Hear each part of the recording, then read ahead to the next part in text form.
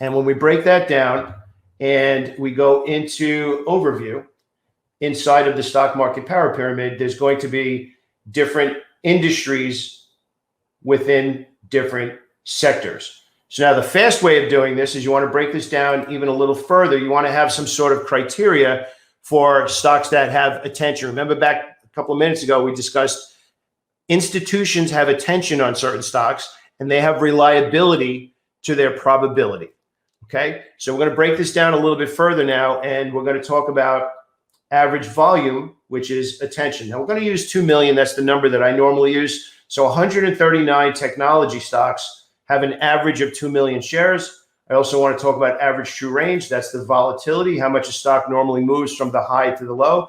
So we broke that all the way down to 55 stocks in the technology sector. And so now you can see here's the sector, here's the industry, and we're going to break this down by performance again. So we're just going to go by the last month just to give you an idea. And now you can see the strongest stocks in the strongest sectors that will actually end up being the stocks that you pay attention to. Very easy to break down. Now, what we just covered sounds like a lot, but it's really not.